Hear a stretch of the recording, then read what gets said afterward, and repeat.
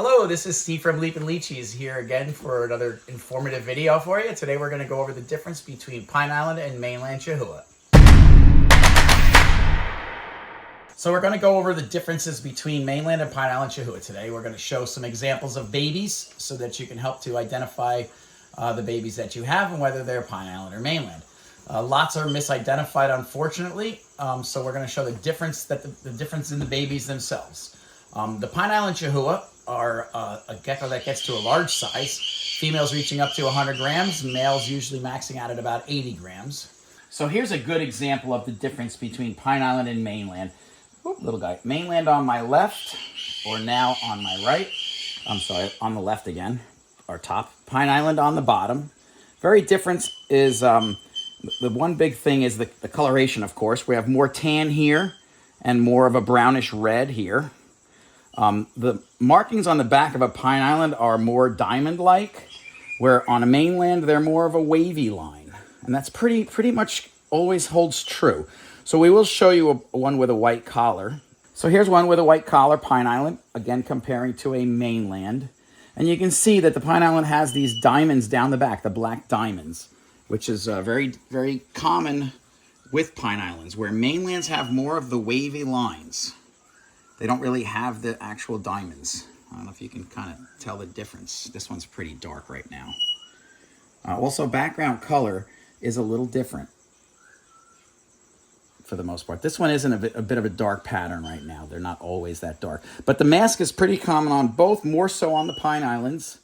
And the Pine Islands will have a more distinct mask when they're small. It's almost like a whitish mask, where the mainland's mask is not quite as distinct.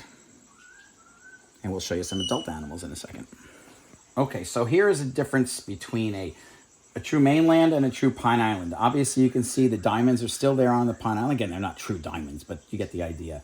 And the mainland still has those kind of wavy marks. You can see the shorter snout on the mainland, which kind of makes it look like it has real big bug eyes. And in comparison with the head size, it's pretty distinct that the head on the mainland is way smaller.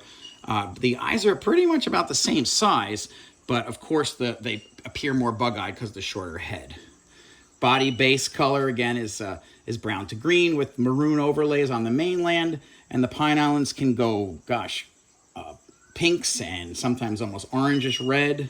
And again, the collars can start out quite white. As they mature, frequently they will go to a greenish color.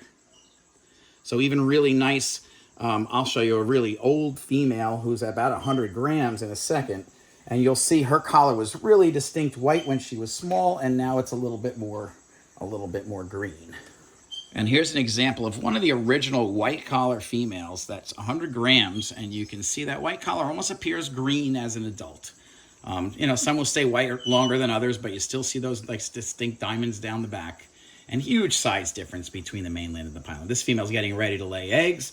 This one of my original females. She's actually one of the original white collar lines. This is an F1 from Frank Fast.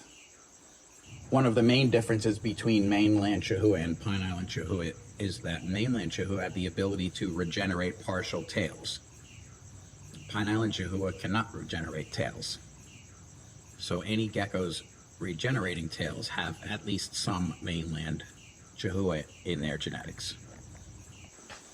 Here's a real good example of a female mainland to show that orangish red coloration, again with the green background.